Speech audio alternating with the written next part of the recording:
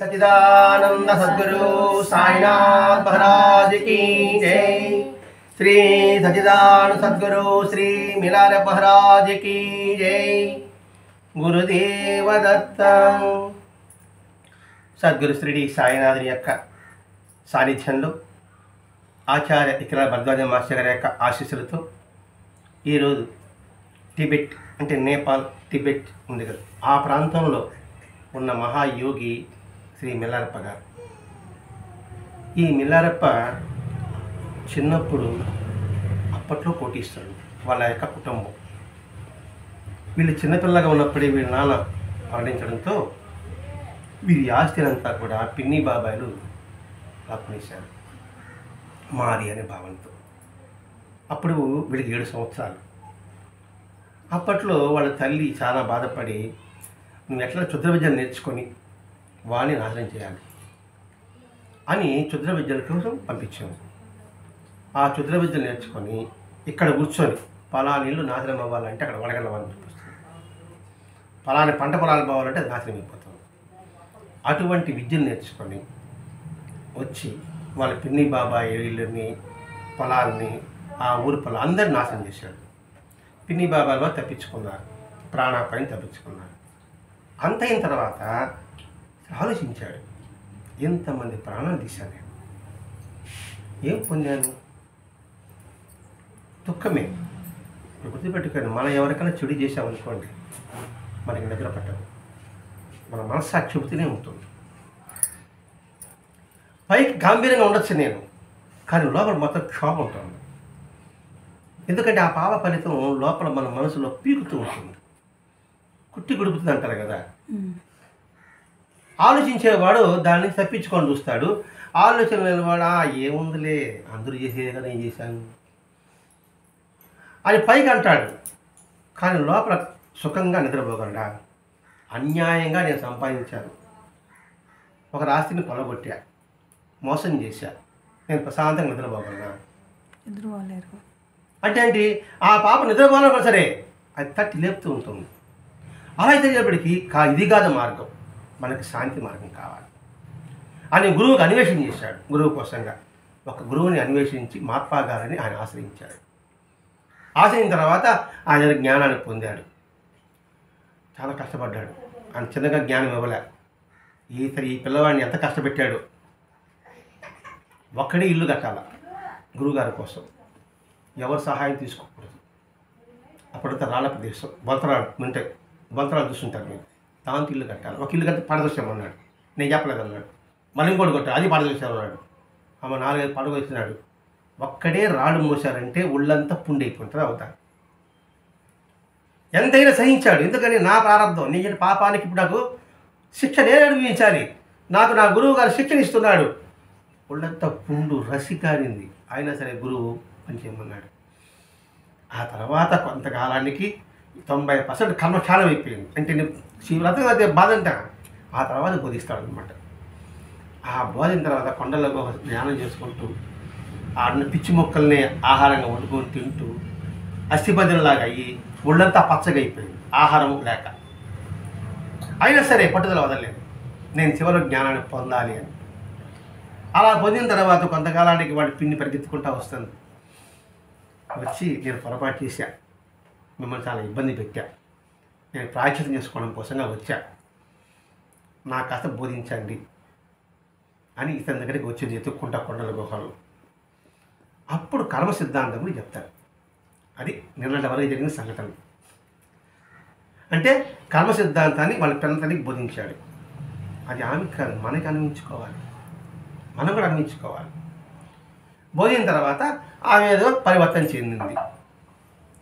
అంతైన తర్వాత వీళ్ళు ఇతని అంటుపట్టిన శిష్యులు ఉన్నారు కదా, వాళ్ళు అంటున్నారు, మీ గురుదేవులైన మహాత్మా గారు ఉపదేశాన్ని దానికోసం మీరు పడిన శ్రమ, ఇప్పుడు చెప్పుకున్నానే, ఈ శ్రమ మీరు చూపిన పట్టుదల మమ్మల్ని ఎంతో ఆశ్చర్యమైంది. అంతే కదా, ఇప్పుడు మన ఊరికి 4 మాటలు చెప్తేనే మనకి కొంచెం కలుక్కయ్యింది.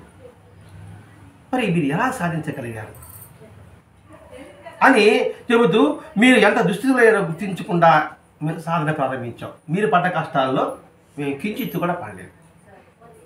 ఇప్పుడు అండి, ఇప్పుడు ఈ పుస్తకం రాయాలన్నా, ఈ పుస్తకం మీడియా తిరియాలన్నా మాస్టర్ గారు అంత కృషి చేసి ఉంటారు. మనం ఊరికే పుస్తకం కొన్నాము, చదువుకుంటున్నాం. ఇది పడ్డ కష్టం ఎంత అని మనం గుర్తించలేకపోతున్నాం. అలాగే మనం ఏమైనా రాయగలమా? పోనీ మనం పుట్టుక నుంచే ఏమైనా సాధకులమా? కాదు. మాస్టర్ గారు పుట్టుక నుంచే సాధకులు, అన్వేషకులు, జ్ఞాని. ఇవే అవసరం లేకుండా మన శుభ్రంగా అంతా అందించేశాడు మాస్టర్ గారు. మెల్లారెప్ప మాస్టర్ గారు అనుకుందాం. మనమంతా మెల్లారి దగ్గర ఉన్న వాళ్ళ అలాగా మాస్టర్ గారి దగ్గర ఉన్న వాళ్ళగా అని భావిద్దాం. కొన్ని సంవత్సరాల తర్వాత ఆహారం లేకుండా ఉన్నాడు మెల్లారెప్ప గారు. అదే వరదాది మాస్టర్ గారు కూడా ఉద్యాన్ని ఒంగోలు వెళ్ళిన తర్వాత పురిటి బిడ్డ ద్వారకలో వాళ్ళ పెద్ద పాప అంతా ఆ ఇల్లా దుమ్ము పడితేనే ప్లాస్టిక్ కవర్ కట్టుకున్నాడు. ఆ ఇంట్లో బాడుకు చేరారు. ఏ దుమ్ము పడుతుందని, వర్ష దుమ్ము పడుతుందని కాబట్టి ప్లాస్టిక్ కవర్ కట్టుకుంటున్నారు. అటువంటి ఇంట్లో మాస్టర్ గారు ఉన్నారు 1982 నుంచి 83, 84 వరకు. వచ్చి సత్సంగానికి వచ్చేవాళ్ళు వచ్చారు, వాళ్ళకి భోజనాలు, సంపాదన ఏమీ లేదు. ఒక చిన్న ప్రెస్ ఒకటి పెట్టుకున్నారు పత్రిక కోసంగా. వెంటనే మంది వచ్చారు, భోజనం టైం అయింది. ఇంట్లో బియ్యం నిండుకొని చెవులు చెప్పారు. అదే పట్టించుకోలేదు. ఆయన పని నేను చేస్తాను, నా పని ఆయన చేస్తాడు. అందుకే సాధనగా బాబా చరిత్ర రాయడం కోసం ఎంతగా ప్రయత్నించాడంటే, ఒకరింటికి పోతే బాబా చూసేవాడు ఇంటికి పోతే తాళం వేస్తుంది. ఆ పంచ దగ్గర 2 రోజులు ఉన్నాడు. వాళ్ళు వచ్చారు. వాడు వచ్చి తల తీసిన తర్వాత ఎందుకు వచ్చారు అడిగాడు. మీరు బాబా తరుపుకున్నాడు, కర్త కొట్టాడు. పోలే తలపేసి లోపలికి వెళ్ళిపోయాడు. అతడు ఆయన కూర్చోన్నాడు. సాయంత్రం తీసాడు వచ్చి అతను పట్టు చూసేసి తన ఇంట్లో తీసుకొచ్చి చెప్పాడు. అంటే మిలారప్పని ఏ విధంగా దెబ్బలు తిన్నాడో మాస్టర్ గారు దెబ్బలు తిన్నాడు. దేనికి? మనందరి కోసం, ఆయన కోసం దెబ్బలు తిరిగింది. ఏమన్నా అంత అందరూ రాశాడంటే ఎవరి కోసం రాశాడు? ఆయనకంటే ఆయన హ్యాపీగా ఐఎస్ పాస్ అయ్యాడు కదా, కలెక్టర్ ఉద్యోగి వెళ్ళిపోయి ఉండొచ్చు కదా. కలెక్టర్ ఉద్యోగి వెళ్ళాలి. ఆయన ప్రొఫెసర్గా విద్యాలయంలో ఇంగ్లీష్ ప్రొఫెసర్గా చేరాడు. ఎందుకోసం? మనం ఇప్పుడు తెలుసుకుంటే మనకు అర్థమవుతుంది. అసలు ఆయన ఐఏఎస్ వదులుకోవడము, 10 సంవత్సరాలు విద్యలో ఉండడము మనల్ని ఇబ్బంది పెట్టడం కోసం. అంతే కదా. ఈ చవట్ల ఆలోచిస్తే మనకి అర్థమవుతాయి సార్. అది సృష్టిస్తారు. కాబట్టి మేము చేసే సాధిస్తామంటే ఇది పిల్లాటలాగా ఉన్నాయి. ఏది ఆ సృష్టి చెప్పడం, మన సాధన కూడా పిల్లాటలే. పిల్లాటలు అంటే ఆ సముద్రం ఒడ్డు ముందు కూర్చొని ఇసుక పోసుకొని గుడి కట్టేసి అదే గుడిలో ఉన్నారే వీళ్ళు ఇది అనుకుంటాం. అసలు గుడి కట్టాడు వాడు. మన పిల్ల చేసేలాగా ఉంది మన సాధన కూడా. అంతే. ఇది భజన చేయడం, సత్సంగం చెప్పడం, గుడి వెళ్ళేప్పటికీ గొప్ప భక్తులు అండి, గొప్ప సాధనలు అండి, మమ్మల్ని మించినోడు ఎవడు లేడండి అని భావిస్తున్నాం. 100కి 100 రూపాయలు భావిస్తున్నారండి. ఇప్పుడు ఉండేవాడు మాస్టర్ పక్కన పెడతాం ఉంటే దాంట్లో 0.05 ఒకరు ఉండొచ్చేమో. 0.05 లాంటి వాడు కొంతమంది ఉండొచ్చేమో, 1% కూడా. మన పిల్లాటలాగా ఉంది అని వాళ్ళు చెప్తున్నారు. మన సాధన కూడా అంతే. ఏదో సత్యం చెప్పేటప్పటికీ బ్రహ్మాండం. నేను 4 పాటలు పాడేటప్పటికీ అంటే నాకలా పాడేవాడు వాడు లేడు. వాస్తవం అట్లే ఉంది. తుకారాం ముందు మనమెంత, నారదుడు మనమెంత, త్యాగయ్య ముందు మనమెంత, రామదాస్ ముందు మనమెంత అనుకోను నేను. మళ్ళా వాళ్ళకైనా బ్రహ్మాండంగా వాడుతున్నాను. ఇంత జనం వచ్చారంటే అబ్బా ఇంకేమి నేను నాకన్నా అని భ్రాంతిలో ఉన్నాం. మేము ఎప్పటికీ కూడా మీలాగా మేము సాధించలేము అని వాళ్ళు చెప్తున్నారండి. మనం ఎప్పటికీ కూడా ఆ స్థితి పొందాలంటే అంత ఆషామాషి కాదండి. ఏదో ఆయనలాగా వేషం వేసుకొని, మాస్టర్లా గడ్డం పెట్టుకొని, మాస్టర్లాగా పంచి కట్టుకొని, మాస్టర్లాగా పంచి నడిచినట్టు నడుచుకుంటే సరిపోతుందా? అదే రావణ గోచి పెట్టుకొని నేను దిగంబర కానీ అవసరం అనుకుంటే సరిపోతుందా? వేషము అసలు విషయం లోపల ఉన్నారనమాట. నేను రాముడు వేషం వేస్తాను మాత్రం నేను రాముడు అయిపోతాను. కిచుడు వేషం రేపు కిచుడు అయిపోతానా? కాబట్టి మేము ఎప్పుడు చేయలేము. కనీసం ఇప్పుడు మేము ఏం చేయాలో చెప్పండి. మీలా మేము చేయలేము. ఎందుకంటే మహాత్ములాగా సాధన చేసే కెపాసిటీ సామర్థ్యం లేదు. ఎందుకంటే మనం ఇప్పుడే పుట్టాం కాబట్టి. బాబా గురించి మనకి ఎప్పుడో తెలుసు, ఎన్ని సంవత్సరాలు తెలుసు, మీకు ఎన్ని సంవత్సరాలు తెలుసు? బాబాని మీరు ఎన్ని సంవత్సరాలు ఆశ్రయించారు? 30 సంవత్సరాలు ఆశ్రయిస్తున్నారు. అంటే మీరు 30 రోజులు బిడ్డ అంతే. సంవత్సరం ఒక రోజు లెక్కేసుకోవాల్సింది. వీడికి ఎంత సంవత్సరాలు తెలుసు? 50 సంవత్సరాలు తెలుసు. అంటే నేను 50 రోజులు బిడ్డ నేను. అంటే 50 రోజుల బిడ్డకి ఏం తెలుస్తుందండి? బొమ్మలాట తప్ప ఇంకేం తెలుస్తుంది? అది మనం గుర్తించాలి. అలా నిజంగా బా నాకేమండి విరవేగితే అలా పదాలు వెళ్ళిపోతాం. అందుకని స్వామి మేము విరవేగుతాము, మాకు దయచేసి ఏదైనా బోధించండి అన్నాడు. అప్పుడు చెప్తున్నాడండి, ఈ లోకంలో కానీ ఇంతకంటే 20 ఇతర లోకాల్లో కానీ ఎంత బాధలని మీకు తెలియదు. ఇదే బాధ ఉంటున్నాం. ఇంతకన్నా బాధలు ఉండే పడి ఉన్నారు. నా కష్టం నేను పెద్దదనుకుంటా, నాకన్నా పెద్ద కష్టం ఉందనుకోండి, అప్పుడు అదే వచ్చినది అవుతుంది. అంతే కదా. అది తెలుసుకోకుండా నాకే కష్టం అనుకుంటా కూర్చుంటట్టు నేను బా నాకు కాబట్టి కష్టం వచ్చేది నేను అనుకుంటున్నా. ఇక వాళ్ళకి నేనే వెళ్ళరా అనుకుంటాను. కాబట్టి ఇంతమంది పడి కష్టాలు చూస్తే నా కష్టం చాలా చిన్నది అంటున్నాడండి మిల్లారెప్ప. ఆయన పడ్డ కష్టాలే చూస్తే ఇప్పుడు భయంకరంగా ఉంది. ఆ కష్టాలతో పోల్చుకుంటే నా కష్టం చాలా చిన్నది. కర్మ సిద్ధాంతం ఒక్కసారి మీరు పూర్తిగా వినండి. ఆ పూర్తిగా వింటే దానిపై విశ్వసించాలి. అప్పుడు దాని గురించి తీవ్రంగా ఆలోచిస్తే వాడికి ముక్తి పొందడానికి యత్నం అప్పుడు హృదయంలో ప్రారంభమవుతుంది. కర్మసిద్ధాంతం తెలుసుకోవాలి. కర్మసిద్ధాంతం అంటే ఏంటి? ఏ పని చేస్తామో అటువంటి ఫలితం వస్తుంది. అంటే నువ్వు ఏ పని చేస్తావో అటువంటి ఫలితం వస్తుంది. ప్రతి చర్యకు ఫలితం ఉంటుంది. ప్రతి చర్య మంచికి మంచి, చెడుకు చెడు ఉంటుంది. అది గుర్తుపెట్టుకోవాలి. రెండవది, ప్రతి పరిణామం వెనుక ఒక కారణం ఉంటుంది. ప్రతి పని వెనుక ఒక కారణం ఉంటుంది. ఈరోజు సత్యం ఇక్కడిగా జరగాల్సింది. సత్యం ఎక్కడ జరగాల? దేవాల వల్ల ఊరిలో జరగాల. ఇక్కడ జరిగింది. కారణం ఏంటి? వచ్చేవారు నేను ఉన్నాను కాబట్టి. దానికి కారణం అదే అనమాట. వచ్చేవారు నేను ఉండను కాబట్టి ఈ ఇంట్లో నేను లేకపోతే ఈ ఇంట్లో సత్సంగం అంటే ఏమంటే మీరే ఉంటారు, అబ్బా ఎందుకు పెట్టుకున్నావరా అనుకుంటారు. అందువల్ల మీ కోసంగా ఎవరికో బుద్ధి పుట్టించి మార్పు చేయిస్తాడు. అంటే ప్రతి చర్యకి ఒక కారణం ఉంటుంది. అంటే మీకు అర్థం కావడం కోసం. అలాగే నా జీవితంలో జరిగే మేజర్ ప్రతి సంఘటనలో ఒక కారణం ఉంటుంది. ఈరోజు మనం అనుకున్నది జరగలేదు అంటే దానికి కారణం ఉంటుంది. అది భగవంతుడికి ఇష్టం లేదు, మనం భావించాలి. అలా ఎప్పుడైతే విశ్వసిస్తావో కాదు మనం ఈ జన్మలోనే ముక్తి పొందాలి. ముక్తి అంటే ఆనందం అంటే దాని గురించి తెలియకుండా మనం దృఢ చేసుకో అవగాహన లేకుండా ఎలా తీసుకోగలం? అందుకని కర్మ సిద్ధాంతాన్ని విను, విశ్వసించు. అప్పుడు నీలో మంచి చేసుకోవాలని భావం నీలో కలుగుతుంది. ఈ ప్రాపంచికమైన వ్యాపంలో పడి తాను విడిచి ఉండలేడు. ఎవడు? ఆ సిద్ధాంతం నమ్మనివాడు. నమ్మనివాడు ఎప్పుడు కూడా ఈ ప్రపంచంలోనే ఉంటాడంతే. ఇదే శాశ్వతం అనుకుంటూ ఉంటాడు. ఇది అధికారం కావచ్చు, కీర్తి కావచ్చు, డబ్బు కావచ్చు, ఏదైనా కావచ్చు కాక. ఇది ఏది శాశ్వతం కాదురా నాయన. శాశ్వతమైనది ఆనందం.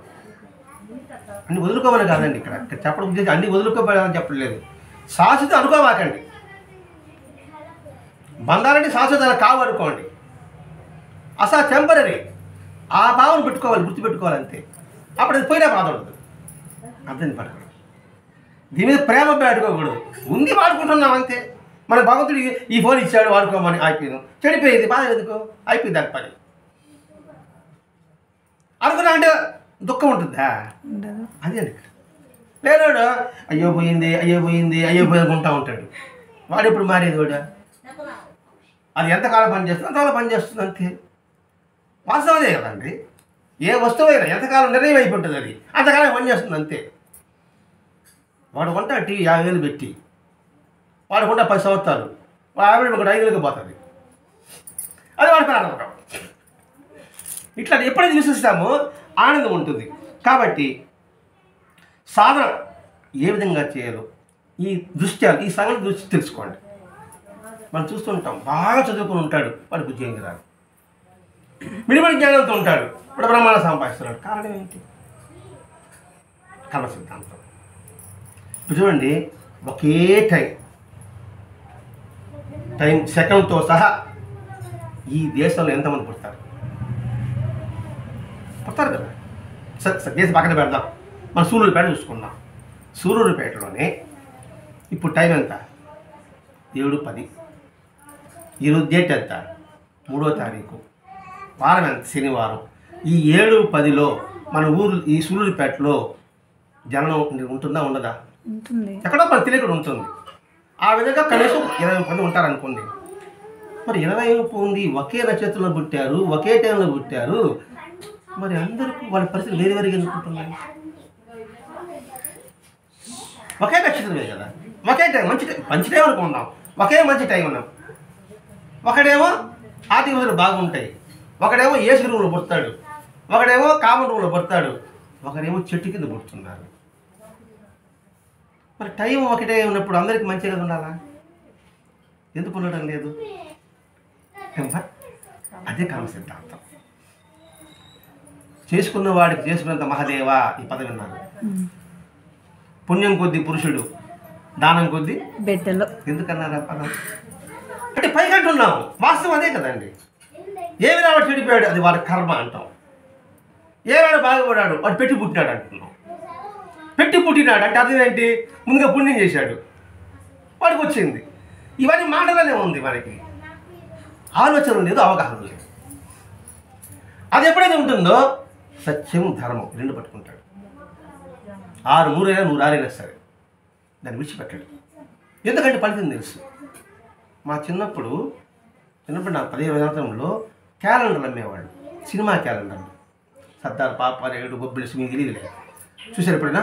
బొబ్బిలి సింహం మీరు చూసుంటారు. బొబ్బిలి సింహం క్యాలెండర్, సర్దార్ పాపారాయుడు క్యాలెండర్, కొండపేట సింహం క్యాలెండర్లు, ఇవి సినిమా క్యాలెండర్లే. ప్రేమాభిషేకం అవి మీరు దేవుడి క్యాలెండర్ తక్కువ. ఆ క్యాలెండర్తో పాటు నరకం అనే క్యాలెండర్ ఉంటుంది. నరకం బొమ్మలు ఉంటాయి అన్నమాట. నువ్వు అబద్ధం చెప్పావా, నిన్ను గానిలో తిప్పుతారు. నువ్వు ఇంకో డబ్బులు దోచుకున్నావా, నిన్ను సలసలకాయ నూనె వేస్తారు. ఆ బొమ్మలు అన్నమాట. దాన్ని కూడా కొనుక్కుంటారు. పావలా క్యాలెండర్ దాన్ని కొనుక్కుంటారండి అసలు. అంటే అప్పుడు నీతి ఉంది. అప్పుడు అది చూస్తూ ఉంటప్పుడు ఈ పాపం మన చీకుడు రీ వాళ్ళని కాస్త యమలోకంలో మన గాలిలో తిప్పుతారు కాబోలు అని భయపడతారు కదండి.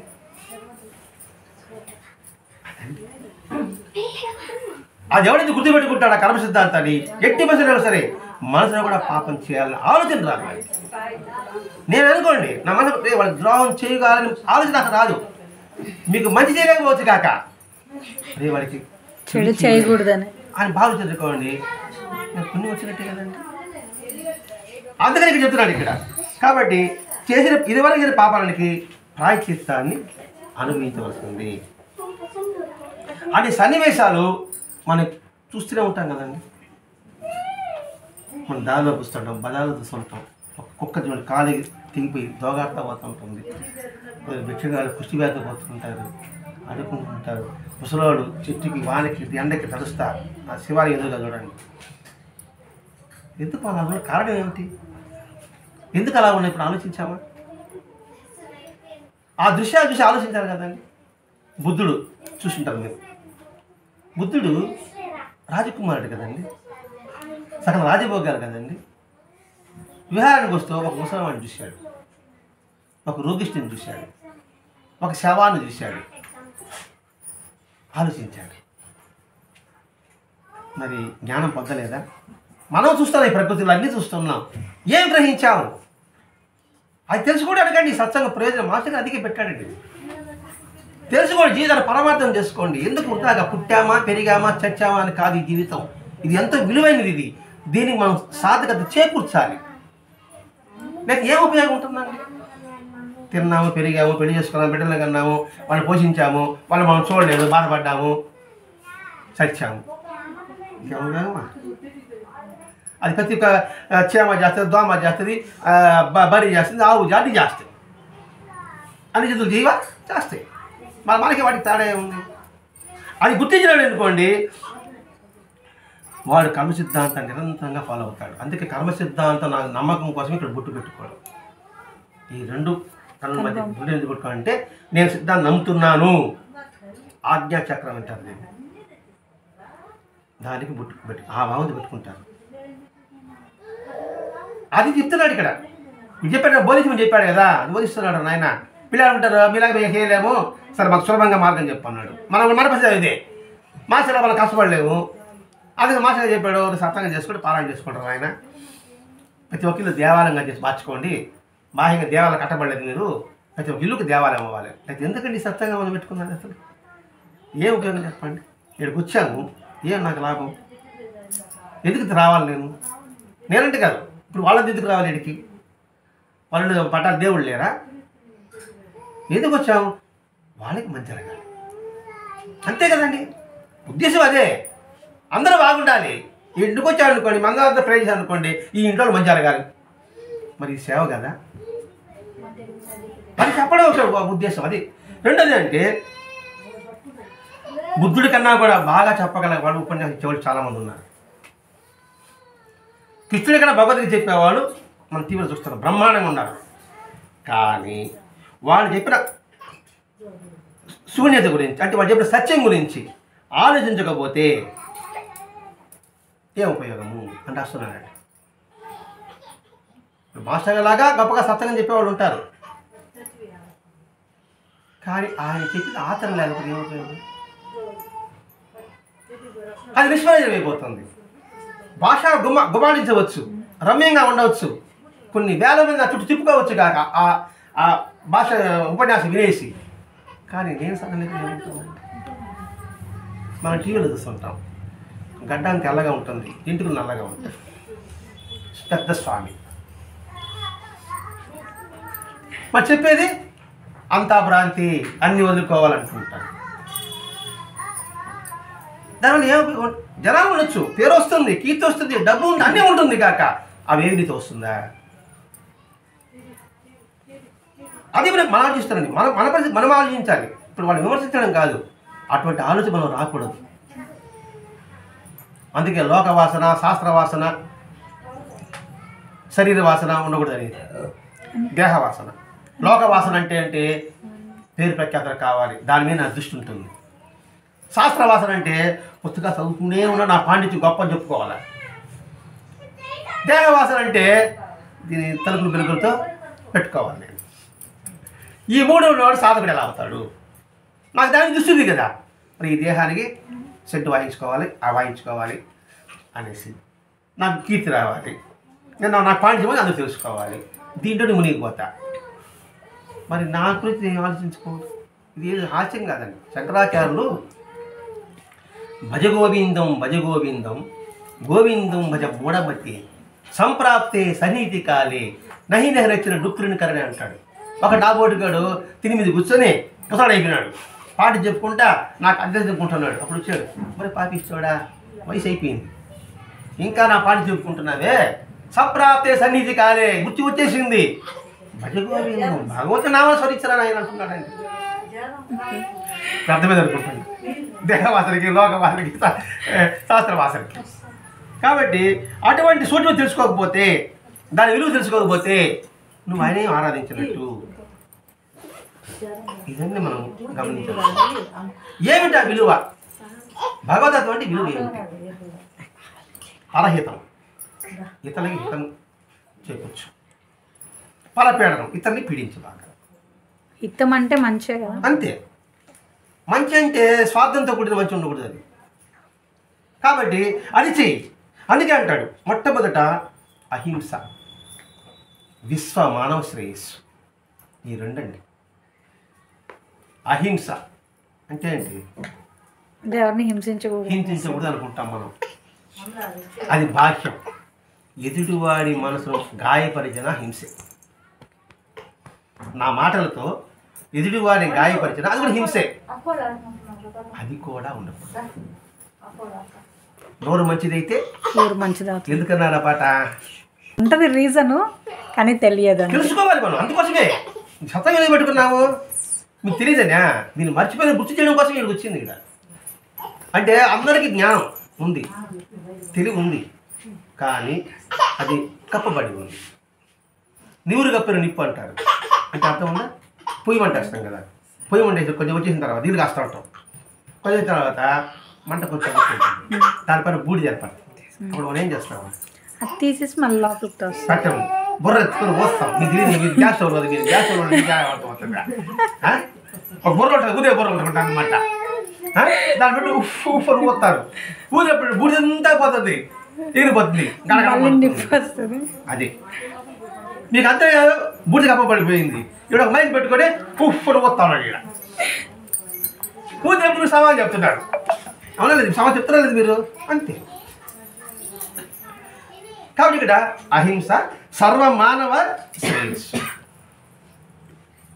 ఇది మనం నేర్చుకోవచ్చు. అది బుద్ధుడు చెప్పని, బాబా చెప్పని, రాముడు చెప్పని, కృష్ణుడు చెప్పని, యేసు చెప్పని, ప్రవక్త చెప్పని. ఇవి తప్ప ఇంకేమైనా చెప్తారండి ఎవరన్నా? ఎవరైనా కీడు చేయమని చెప్తాడా? ప్రవక్త చెప్తాడా? యేసు చెప్తాడా? అది దాన్ని పట్టుకో. ఉపన్యాసం బాగా దానిలో ఉపన్యాసం ఇస్తారు. ఆ ఉపన్యాసంలో మహా చెప్పేవరయ్యా అన్నాను అనుకోని ఏమన్నా మీరా అంటే నాకు చిరుని కోపం వస్తుంది. అంటే నాకు నీకు బాధేస్తుందిగా అంటాను.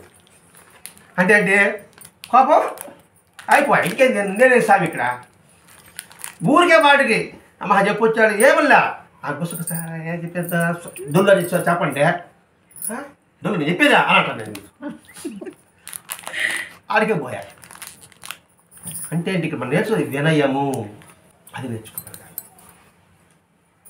అందుకే ఇతరులని ఏది మనం ఆశించకూడదు. ఇతరులు ఏది మనది కాదు ఆశించకూడదండి. ఇది మనది కాదు అంటే ఆశించకూడదు. అంతే. మందే తీసుకుందాం. మరి మనది కానిది ఎంత మేరకు మనం ఆశిస్తున్నాం అది ఎవడెవడ పరిశీలించుకుందాం. అసలు మనది కాదు కానీ ఆశిస్తాం, అంత పర్లేదండి. మన విషయం కాదు వాళ్ళు మాట్లాడేది, చెవులు ఎక్కిస్తాం. ఇది చెప్తే అర్థమవుతుంది. మరి మన విషయాలే కాదు, వాళ్ళ విషయం వాళ్ళు తెలుసుకోవాలా. తెలుసుకొని ఇంకొకరికి కక్కాల. పోనీ కక్కాం ఏమైనా ఉపయోగం ఉందా? ఉండదు. అది ఇప్పుడు చెప్పడం మనది కాదంటే ఇక్కడ అంటే వస్తువులు డబ్బు అనుకుంటున్నాం. అదే ఈ సంగతి కూడా మనకి మంది కాదు. ఇది మనది కాని విషయాలు మనం జోక్యం చేసుకోకూడదు. 40 మనం మాట్లాడుతూ ఉంటానండి, నీ అనేది మాట్లాడుతూ ఉంటాడు, తక్క నేను జోక్యం చేసుకుంటా నాకైతే తెలుసు అనేసి. అది కూడా ఉండకూడదు. అంటే మధ్యలో దూరకూడదు. మన విషయం కాదు, వాళ్ళు ఏదో మాట్లాడుకుంటున్నారు, నేనే సలహా ఇవ్వడం. ఇట్లానే మనం నేర్చుకుంటామండి. పెద్ద పెద్ద సాహసం పక్కన పెడదాం. అందుకే బుద్ధుడు చెప్తాడండి, సమైక స్మృతి అంటాడండి. అంటే సరైన దృష్టి కలిగి ఉండు. సరైన దృష్టి కలిగి ఉండు. చూపు సరిగ్గా ఉండు, వక్ర మార్గంలో ఉండు. చూస్తున్నప్పుడు వక్ర మార్గం ఉండకూడదు. అందరిలో కూడా నాకు అమ్మతనం కనిపించాలి, అయ్యతనం కనిపించాలి. అర్థమవుతున్నా? వాళ్ళకి అయ్యతనం కనిపించాలి. అయ్య అంటే శివుడు, అమ్మ అంటే పార్వతి. అది సరైన దృష్టి, సరైన జీవనం. నా జీవిత విధానం ఎలా ఉండాలి? సత్యంతో కూడా ఉండాలి, నీతితో కూడా ఉండాలి. సరైన వాక్కు, మాట ఏది మాట్లాడినా ఉపయోగకరంగా ఉండాలి. అనవసరంగా మాట్లాడకూడదు, వ్యర్థంగా మాట్లాడకూడదు. అనవసరంగా మనం ఒక్క రోజుకి ఎంత మాట్లాడుతున్నామో ఎవరికి వాడు ఆలోచించుకోండి. అనవసరంగా ఎవరికి వాడు అది ఉండకూడదు. ఏది పెద్ద ఇది అందరు తెలుసుకున్నట్టేనండి. సాధన అంటే ఏదో పెద్ద జపమాల కాషాయ అవస్థలు కాదండి. అంటే దృష్టితో ఉన్నాడు, జీవనం చెప్పాడు, మృదు భాషను చెప్పాడు, చేసే కర్మ పని కూడా త్రికరణ శుద్ధిగా ఉండాలి. మనస వాచ కర్మ ఉండాలి. కర్మ అంటే పని అండి. కర్మ అంటే పని. ఏ పని చేసినా ఇప్పుడు పొయ్యి మీద మీరు పాలు పెట్టేసి ఏదో ఆలోచిస్తున్నారంటే ఏమవుతుంది? పొంగిపోతాయి. అది పెట్టేస్తాము, సిమ్లో పెట్టేస్తే వచ్చేస్తాము. టీవీ చూసుకోవడమో మాట్లాడాలనుకోవడం ఏమవుతుంది? పాడైపోతుంది. అలాగే మన జీవితం త్రికరణ. మనం చెప్పే మాట, ఆలోచన, చేసే పని ఒకటిగానే ఉండాలి. కఠినమైన శ్రమ ఉండాలి, వ్యాయామం. ఏ పని చేయాలన్నా శ్రమ ఒకటి ఉండాలి, సంస్కృతి సరైనదిగా ఉండాలి. అంటే ఆచారాలు, ఏదో మూఢాచారాలు అట్లాంటివి ఉండకూడదు. అంటే సరైన ఆచారాలు కూడా ఉండాలి. అంటే ప్రతి ఒక్క విషయంలో ఇంకోటి ఏంటంటే దీక్ష ఉండాలి. దీక్ష అంటే పట్టుదల ఉండాలి. ఏ పని అయినా సరే పట్టుదల లేకపోతే ఏ పని చేయగలం? చదువుకోవాలి, ఉద్యోగం రావాలి, ఏదైనా చూసుకోవాలి. అట్లా పట్టుదల లేకపోతే ఏం సాధించగలం? కాబట్టి ఇవన్నీ అలవర్చుకున్నారనుకోండి, ప్రయత్నమైంది, సంస్కృతి అయింది, దీక్ష అయింది, మంచి బతుకు అయింది. ఇలా 8 మార్గాలు. మన ఇంకోటి సంకల్పం, 8వది సత్సంకల్పం ఉండాలి, మంచి సంకల్పం ఉండాలి. అది ఎవరి విషయంలో కూడా సరే, చెడు సంకల్పాలు ఉండకూడదు. మంచి సంకల్పం ఒకటి ఉంటే చాలండి, తరించే వస్తుంది. పూజల పుస్తకాలతో పక్కన పెట్టేద్దాం. మంచి సంకల్పం అంటే అందరూ బాగుండాలి, నేను ఉండాలి, ఈ ఒక్కటి పెట్టుకుంటే చాలు, మన జీవితం దరిచేరిపోతుంది. అందుకే పెద్దలు సర్వే జన సుఖినో భవంతు, లోకా సమస్త సుఖినో భవంతు అని పదాలు విన్నారా? ఎందుకంటున్నారు? ఏమి చేయబోయినా అవి అందరూ బాగా కోరుకుంటే కూడా సరే దేవుడికి అనుగ్రహం పూర్తిగా పొందగలరు. ఇవి అర్థం చేసుకోకుండా నువ్వు ఎన్ని మాట్లాడి ఏం ఉపయోగం ఉంటుంది అని చెప్పడు ఇక్కడ. ఇదే మనకి చాలా కథల రూపంలో కూడా చెప్తారండి. మన ఇంతకుముందు మోరల్, మిత్రలాభం మిత్రభేదం విన్నారు ఎక్కడన్నా? మిత్రలాభం మిత్రభేదం అంటే జంతువులు పెట్టే కథలతో. మన ఇప్పుడు టీవీలో పెట్టుకుంటారు, పిల్లకాయలు చూపిస్తారు కదండి, నక్క లేదా కుందేలు తాబేలు కథలు, పంచతంత్ర కథలు, పంచతంత్ర కథలు, వాటి ద్వారా బుద్ధులు చెప్పేవాడు. ఇప్పుడు దాతకథలో ఒకటి ఉంది అనమాట, మన కథలు ఉంటాం. 2 హంసలు మానసరోవరం పోతా అనుకుంటుంది, అంటే హిమాలయ దగ్గరికి. వాళ్ళ స్నేహితుడు తాబేలు, నేను కూడా మీతో వస్తాను అంటుంది.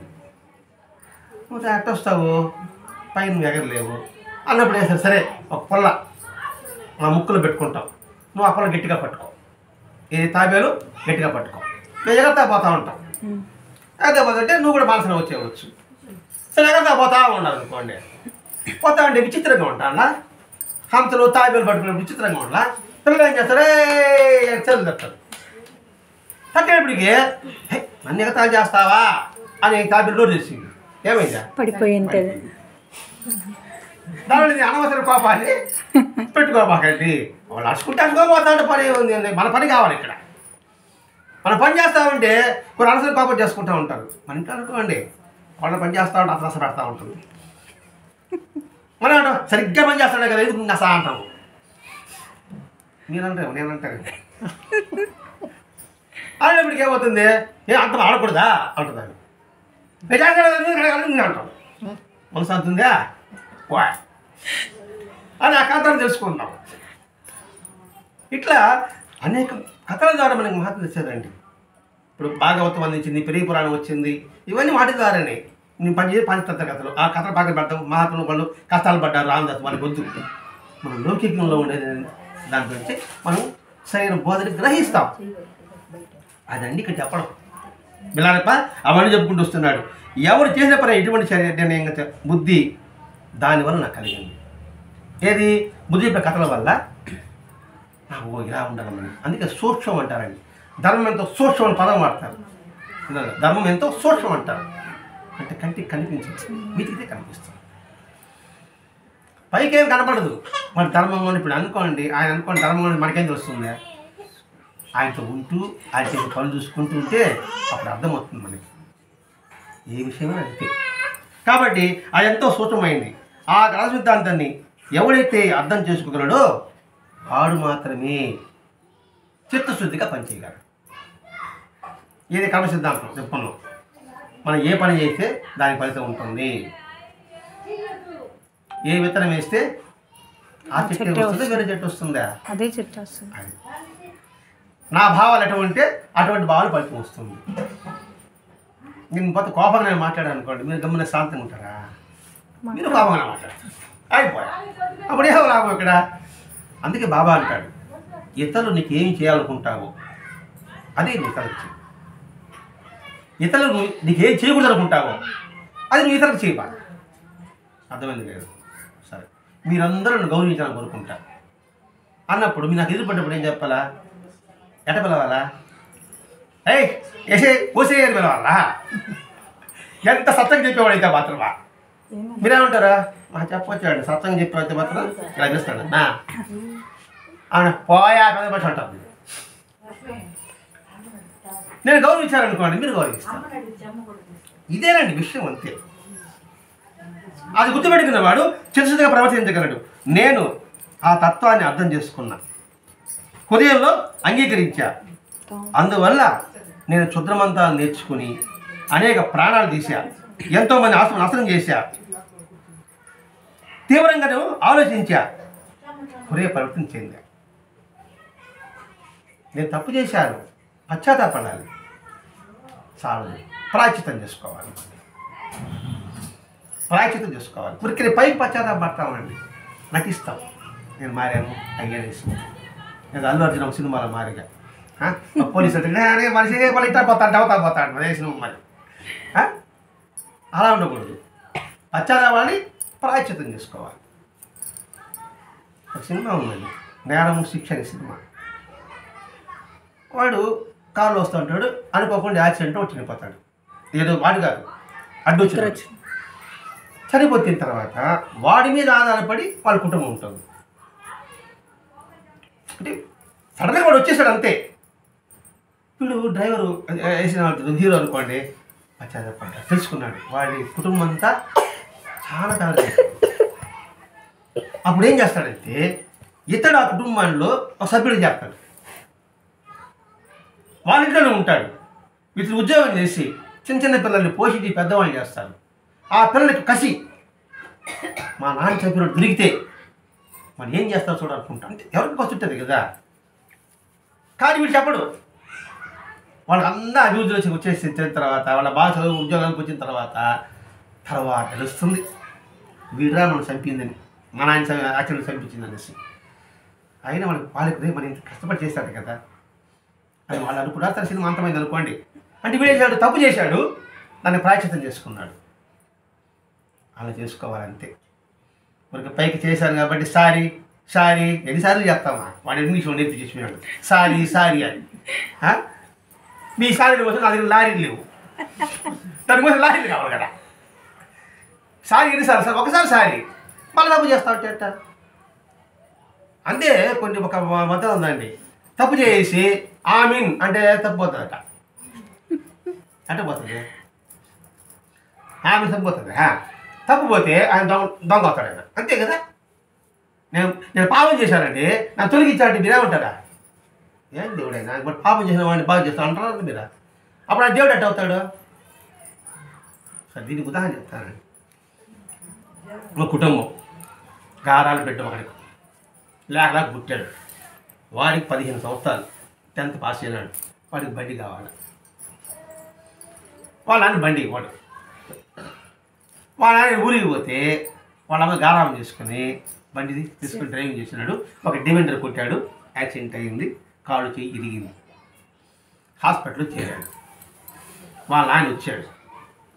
వస్తేనే వాళ్ళ నాన్న తిట్టక ముందే తిట్టాలేసి, నానా నేను తప్పు చేశారా, పొరపాటు అయిపోయినానా అన్నాడు. సరేలేరా క్షమించాలంటాడు. క్షమించాడు, కాళ్ళు నొప్పి తగ్గించాడా? కాలు అతికిచ్చాడు అవునా? నేమన్నా అది అనిపించేది ఎవరు? వాడే కదా. ఇది అర్థం తెలుసుకుంటే ఆమెను అనరు. ఎన్ని తప్పులు చేసినా అది లెక్కే, దాన్ని ఎప్పుడు నమ్మించాల్సిందే మనం దాన్ని. కాబట్టి తప్పు చేసిన దానికి మనం ఫలితం అనుభవించవలసిందే. నువ్వు మనసులో చెడు భావం వచ్చినా కూడా దాని ఫలితం ఉంటుంది. అది చెప్పడం ఉద్దేశం. ఎంత విన్నా ప్రయోజనం ఉండదు. విని దాన్ని మనం ఆలోచించుకొని మనం సంస్కరించుకోవడానికి కోసం ఈ సత్సంగం పెట్టాడండి. నేను దాన్ని గ్రహించాను. నేను ఎంతటి కష్టమైన ఓర్చుకున్నాను. నేను చాలా పాపాలు చేశా, ఎంతమంది ప్రాణాలు తీశా, ఇతడు నేను ఆశ్వాసం చేశా, కానీ ఆలోచించా, నేను పరివర్తన చెందా. నేను చచ్చిపోయాక తప్పనిసరిగా నరకానికి పోతాను నాకు తెలుసు. ఎందుకని? ప్రాయశ్చిత్తం చేసుకోలేకపోతే. నేను చనిపోయిన తర్వాత నరకం నాకు తెలుసు. అందుకే చెప్పా క్యాలెండర్ ఎదురుగా పెట్టుకుంటారనేసి. అది చూస్తాడు, తప్పు చేస్తాడు ఎవడైనా. ఒరే మమ్మల్ని సలసలగా నేల ఆటపడేది ఆడుకుంటాడు వాడు. మళ్ళా ఎద్దుల్లాగా పెట్టి దున్నిస్తారనమాట నరకంలో. ఇంకొక తప్పుకి అరే మానాడు దునేది నా తప్పు నేను చేయను. ఒక్కొక్క తప్పుకు ఒక మొత్తం 12 15 20 తప్పులు ఉంటాయి కేవలం బొమ్మ. అంటే తప్పు చేస్తే మనసు చదివించవలసిందే అని నేను తెలుసుకున్నాను. అందుకని నా గురువు గారు ఎంత శిక్ష పెట్టినా కూడా సరే నేను అది ఓర్చుకుంటే వృత్తిలోకి వస్తాం. పిల్లవాడు చదవకపోతే కొడతామనుకోండి, ప్రేమతో కొడతామా, వాడు నాశనం కొడతామా? వాడు బాగుపడే కొడతాం. వాడా అమ్మ కొట్టింది నాన్న కొట్టాడే అనుకుంటాడు వాడు. తర్వాత ఎందుకురా మన అమ్మ కొట్టింది, అప్పుడు కూడా కొట్టకపోతే నేను మారుంటానా? అప్పుడు ఓర్చుకున్నా అని ఇంకోటి చెప్తాను అనమాట. నేను ఓర్చుకున్నాను నేను, అందుకే నేను వృద్ధిలోకి వచ్చాను అంటాడు వాడు. అది పరిస్థితి. కాబట్టి మనం గుర్తుపెట్టుకోవాల్సింది కర్మ సిద్ధాంతాన్ని మనం విశ్వసించాల్సింది. ఇన్ని కష్టాలు వచ్చినా నా గురువుని అంటి పెట్టుకునే ఉన్నాను నేను. ఎందుకు నాకు తెలుసు, ఎందుకు నేను కష్టపడుతున్నాను, నేను పాపానికి కష్టపడుతున్నా, గురువు గారి తప్పు ఉంది అక్కడ. కాబట్టి నేను పాప చాలా చేసుకుంటే నా గురువు గారికి అనుగ్రహం నాకు కలుగుతుంది. రామరాజు సినిమా చూసినప్పుడు జైలు వేస్తాడు. ఎందుకు జైలు వేశారు అని అడిగితే ఒక చిలకని తీసుకొచ్చి పంజరంలో పెడతాడు కదండి. మరి ఆ పాప అనిపించా ఉంటుంది కదా, అర్థమవుతా అనుకుంటున్నాను. ములగూడి వెంకటేశ్వర స్వామి 82 నిమిషాలు సమాధి శరీరం వదిలిపెట్టాడు. ఆగస్టు 24 2 సంవత్సరాల ముందు నడవలేకపోయాడు. కాళ్ళు పట్టుకుపోయింది, డోర్లను మూసుకుపోతాను. నడవలేక ఊరుపోవాలంటే ఈ కర్రకి గుడ్డ కడతారు, ఉయ్యాల డోలెట్ తెలుసు కదా, దాన్ని మోసిపోయేవాడు అనమాట. అందరు రోగాలు తగ్గించారు కదా సార్, మీరేం తగ్గించుకోలేదంటే పాపం అనిపించాలి కదయ్యా అన్నాడు. ఏం చేయాలి బాబు అంటే ఏం లేదంట, ఒక ఆవు పోతా అంటే చెయ్యని కూడా కత్త కుట్టాడు తలమినాడు. కత్త కొట్టి తరిగాడట. పాప అనిపించాలి కదా అన్నాడు. ఇది విన్నా నేను. ఇప్పుడు కర్రతో కొట్టను, చెయ్యి చెయ్యి చెయ్యి చెయ్యి అంటాను నేను, అంతే. కుక్కను కూడా రాళ్ళతో కొట్టను, ఎందుకంటే ఆ పాప గుర్తొస్తాడు అదే. నోడుతా అంట చెయ్యి చెయ్యి పో పో పో అంట బతిలాడతావు అనమాట. అది సంస్కారం అంటే అర్థమైన భావిస్తున్నాను ఇక్కడ. ఎందుకంటే ఆయన చెప్పాడే నాకు నరకం గుర్తొస్తారా ఆయన, అయినా సరే నేను గురువు అంటి పెట్టుకునే ఉన్నాను అనేసి.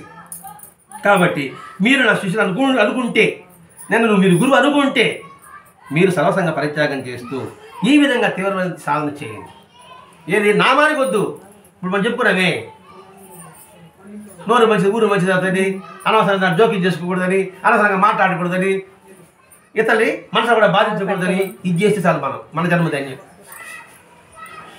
అని చెప్పినప్పటికీ అక్కడ శిష్యుడు పొగిడాడింది. బా మీరే వీరుడండి, శూరుడండి, మీలాగా చేసేవాడు ఎవరు లేరండి, మీ ఆధ్యాత్మిక జీవితం కొల్లండి, మీరు ఇంతగా త్యాగం చేశారండి, మీ గురుసదిలో ఇంత అనుభవించి కూడా మీరు మాలాంటి సామాన్యుడికి ఇలా భోజనం వచ్చారండి.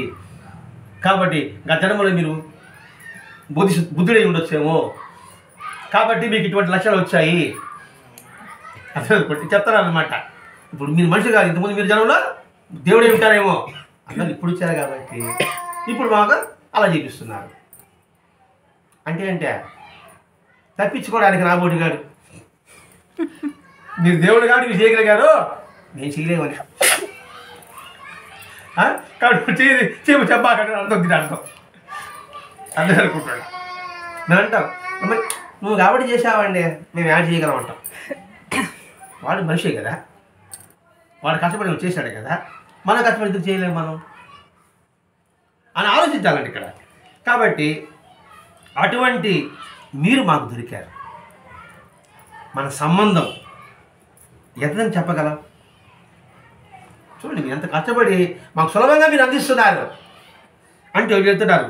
మీ సాంగత్యం లభించిందంటే మా సంబంధం ఎంతని చెప్పాలి. ఇప్పుడు ఈ సాంగత్యం లభించిన కారణం ఎవరు? వరదాది మహర్షి గారు, అంతే కదండి. వరదాది సత్యం లేకపోతే మీరెవరో మేమెవరో చూస్తూనే ఉన్నాం. ముషాబని ఇన్ని సంవత్సరాలు చూస్తూనే ఉన్నాం. ఇప్పుడు ఇవాళ కొంచెం మాట్లాడుకున్నామా, ఇవాళ సత్యం చూస్తున్నామా? లే. వాటి మెంబర్ అయినా కూడా ఏమైనా పలికి వచ్చేమన్నామంట లేదు. మన కలిపింది ఎవరు? సత్సంగం. సత్సంగం మూల కారణం ఎవడు? వరదాది మహర్షి గారు.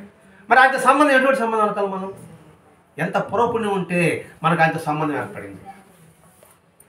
సంబంధము బంధము తేడా ఉంది. బంధం లౌకికం, సంబంధం మనసుతో ఉంటుంది. మా మా అబ్బాయికి సంబంధం చూడండి అంటాం. అంటే అర్థం ఏంటి? ఆ కుటుంబం ఈ కుటుంబం కలవాలి అంతే కదా సంబంధం అంటే. మా సంబంధి అంటాం ఇంకోండి అంటే అంటే వాడి బాలో కలిస్తే కదా వాళ్ళ అమ్మాయిని మన ఇంట్లో ఇచ్చారు, మన అబ్బాయిని వాళ్ళని ఇచ్చలేదు, వాళ్ళ అబ్బాయిని మన ఇంట్లో ఇచ్చారు, మనం చేసుకుంటున్నామా అంటే సంబంధానికి ఎక్కువ ప్రాముఖ్యత. మనకి సంబంధం మాస్టర్ గారితో ఎన్ని జన్మల పుణ్యమో ఆయన సన్నిధి మనకి చేరారు. మరి దీనికి మాటలు చెప్పగలమా? మరి ఆ సంబంధాన్ని మనం ఎంతగా దృఢపరచుకోవాలి? అయితే మన సంబంధం అన్నప్పుడు ఆ సంబంధాన్ని మనం అందరం ఆత్మబంధంగా మర్చుకోవాలి. మిగతా వాళ్ళతో వద్దు, మనకి మన వరకు, ఈ ఊరు వరకు ఒకరికొకరు ఆప్యాయత, ప్రేమ, కరుణ, దయ ఇవి కలిగి ఉండాలి. అంటే ఆనందపడతారు. మన సంబంధాన్ని వాళ్ళు బుద్ధి చేశారా? ఇది మనం నేర్చుకోవాల్సిందండి. మీరు ఎన్ని మాలలు వేసారా, ఎన్ని ప్రసాదాలు పెట్టారా, ఎంత కాపా చేశారా అని అందుకని ఎంతని చెప్పగలవు. మీలాంటి వారి ఆశ్రయం లభించినంత మాత్రాన్ని మాకు ముక్తి వచ్చి తీరుతుందని మేము విశ్వసిస్తున్నాము. మహాత్మ సాంగత్యం అంత ఆశామాషి కాదండి. దొరకడం లభించడం అంటే ఈ నరజన్మ రావాలంటే ఎన్నో జన్మల పుణ్యం. రెండవది ముముక్షత్వం, ఈ సత్సంగం రావాలంటే కూడా ఎన్నో జన్మల పుణ్యం. మహాత్ముల సాంగత్యం రావాలంటే ఎన్నో జన్మల పుణ్యం. మరి ఈ ముముక్షత్వం మనకు వచ్చింది. మరి ఈ పుణ్యాన్ని మనం పెంచుకోవాలా తగ్గించుకోవాలా? పెంచుకుంటే అదో ఆత్మబంధం ఏర్పడుతుంది. అందుకు ఇంటింట సత్సంగం. ఎందుకు సత్సంగాలు పెట్టుకుంటా అంటే ఊరికే ఉంది, ఎందుకని ఖర్చా అంత మాలలు వేశారు. నాయుడుపేటలో మాల లేరండి. వాళ్ళ పెరట్లో ఉన్న తులసాకుమే మాల, ఆ ఉండే పూలే మాల. అంత సింపుల్గా చేసుకోమంటాడు బ్రదర్ మహర్షి. ఇంత ఖర్చు అనిపించకూడదు. అంటే అందరూ చేసుకోవాలి. మనమందరం ఒక వసుదైవ కుటుంబం అనే భావన ఉండాలి. మనకి ఇష్టం ఉండాలి. మరి ఎక్కడ సత్సంగం అంటే అక్కడ వెళ్ళగలగాలి. ఎందుకని? అదో సేవ. అక్కడ వెళ్తాం, వాళ్ళ గురించి ప్రార్థన చేస్తాం, వాడికి మంచి జరిగింది, ఆ పుణ్యం మనకు భాగం. ఎందుకు సత్సంగానికి వెళ్ళమని ఊరికే ఏదో ప్రదర్శన కోసం మీటింగ్ కాదండి. ఇక్కడ రాజకీయ మీటింగ్ జనాలు తీసుకొచ్చేదానికి ఎవరితో జరిగినా వాళ్ళు పిలిచినా పిలవకపోయినా వెళ్ళడం మన కర్తవ్యము. ఈ సమాజంలో ఉన్నాం కాబట్టి అవకాశం ఉన్నంత వరకు అండి. అవకాశం లేకపోతే పక్కన పెడతాం. అవకాశం లేకపోతే ఇక్కడి నుంచే సరే ఆయన సత్సంగం ఎందుకు మన కాంపిటీషన్ ఉంది?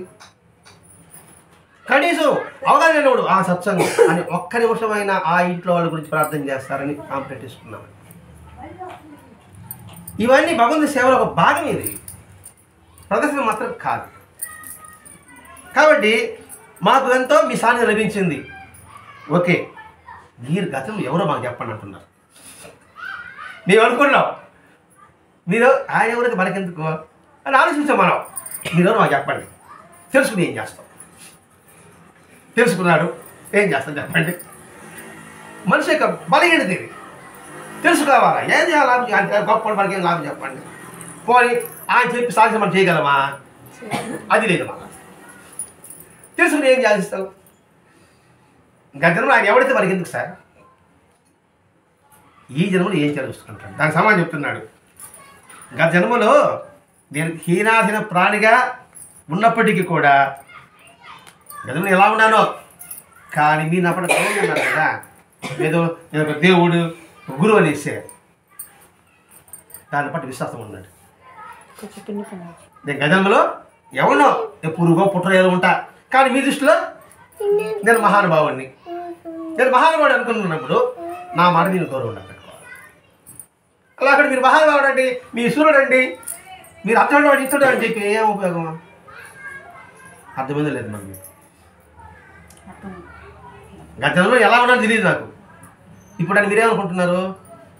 అబ్బా గొప్ప సాధకుడు అండి, గొప్ప మహాత్ములు వచ్చినాయండి అని మీరు అందరూ అనుకుంటున్నారు. అనుకోండి, అది మీ నమ్మకం. దాని మీద దృఢంగా ఉండండి. అలా దృఢంగా ఉండాలి. అప్పుడేమిటి? వీడి మాట మీరు గౌరవం ఇవ్వాలి. నన్ను అనిపించుకొని చెప్తున్నాను అనుకుంటున్నారు, మీకు అర్థం కావాలని చెప్పుకున్నాను నేను ఇక్కడ. కాబట్టి మీరు నా మాటకి మీరు గౌరవం ఇవ్వాలి.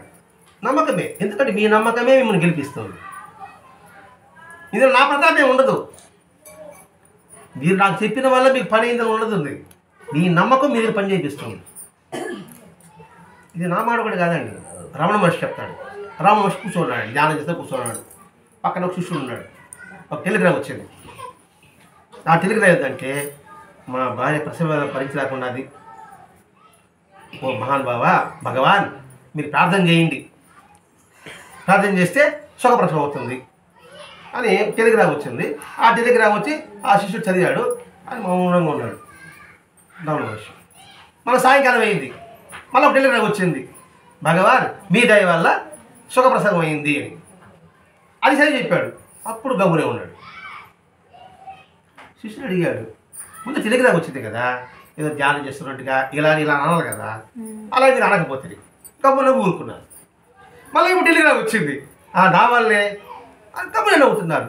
ఏంటి ఈ సంగతి అంటే, అప్పుడు వచ్చినప్పుడు నేనేం చేయలే, ఇప్పుడు వచ్చినప్పుడు నేనేం చేయలే. వాడి నమ్మకమే. ఏ నమ్మకం? ఆయన చెబితే జరుగుతుంది. వాడి నమ్మకమే ఆడ ఫలితం వచ్చింది. ఇంకా నేనేం చేశాను? వాస్తవ మాత్రం అదే. ఇప్పుడు అర్థమైంది అనుకుంటున్నా. అది విషయం. ఆ డిఫరెంట్ పిల్లలు ఇక్కడ ఆ నమ్మకాలు పెట్టుకోండి, మీకు అన్ని పనులు జరుగుతాయి. అందరికి విడిచేయండి, ఏం ఉండదు. కాబట్టి ఆ గౌరవాన్ని శాశ్వతం చేసుకోండి. అంతేకాకుండా అలా చేసుకోకపోతే మీరు బుద్ధ ధర్మాన్ని మీరు శంకించిన అవుతారు. ఏది? ఆ విశ్వాసం లేకపోతే మీరు ఆ బుద్ధ ధర్మ శంకించిన అంటే అనుమానపడి అడుగుతారు. మీ భక్తి హృదయం కాకుండా పోతుంది. ఈనాడు నేను ఇంత ఉన్నత స్థాయిలో ఉన్నానంటే అది నా గురువు గారి యొక్క మహిమ.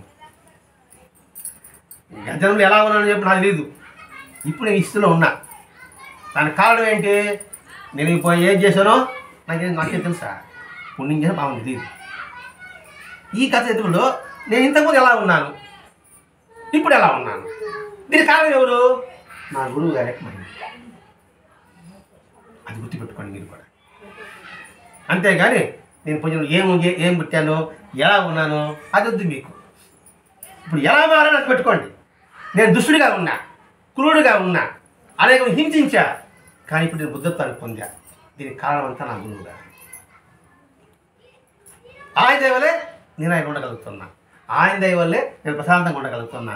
ఆయన దయ వల్లే నేను ఆనందంగా ఉండగలుగుతున్నా. అది మీరు గుర్తుపెట్టుకోండి.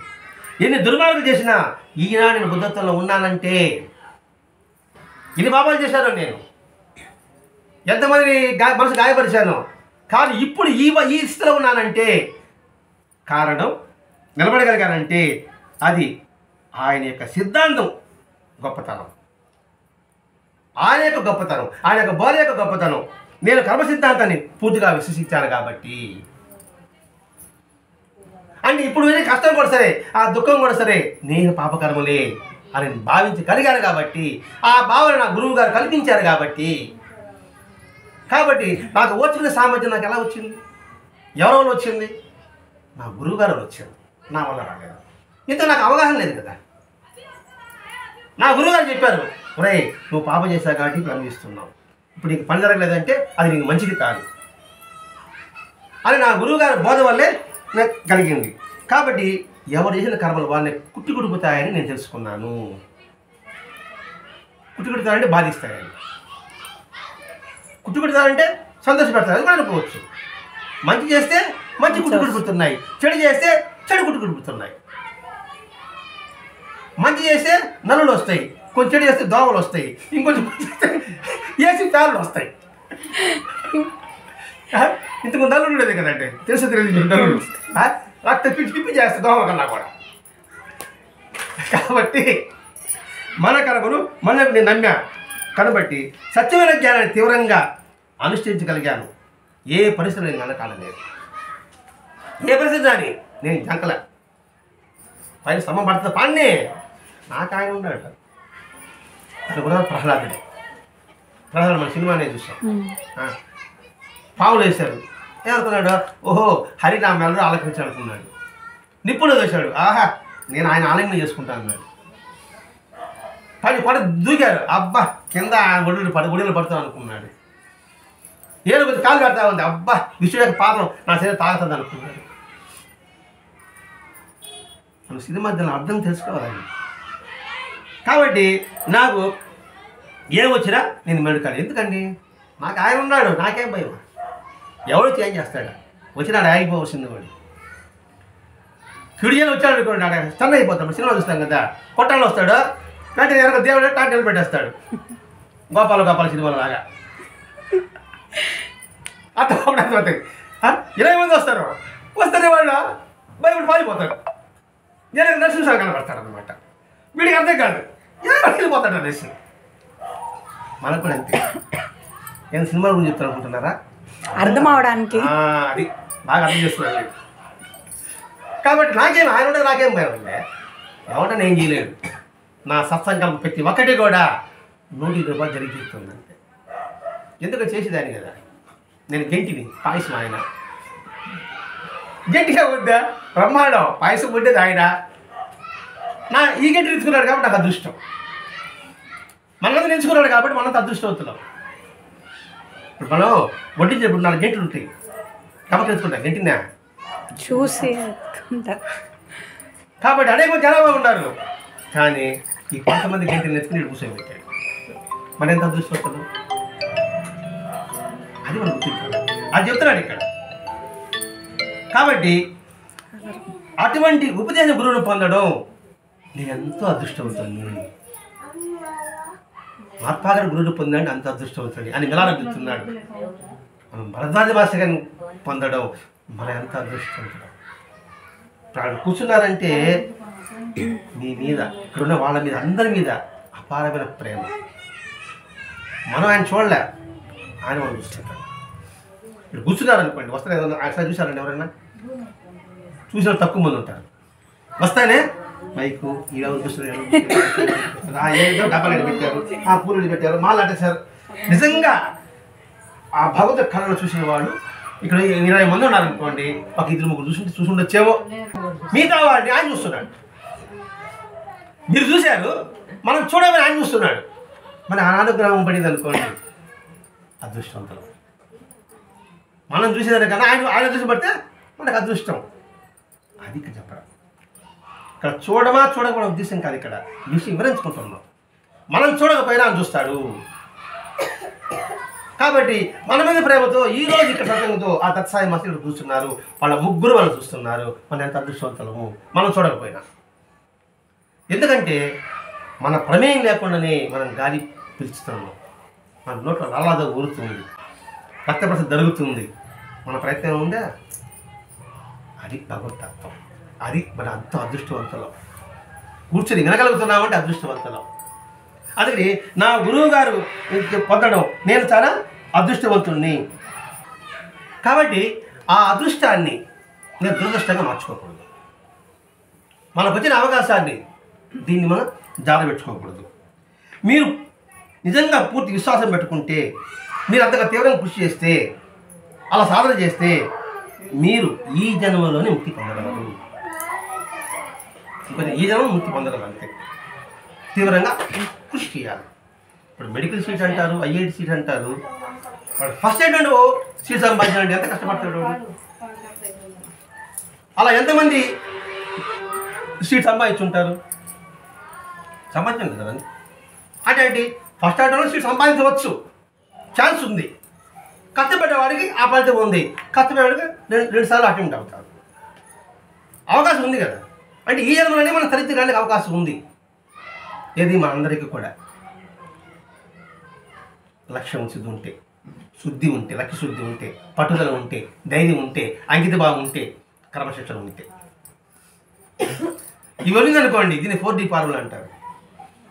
Discipline, dedication, determination, dynamism.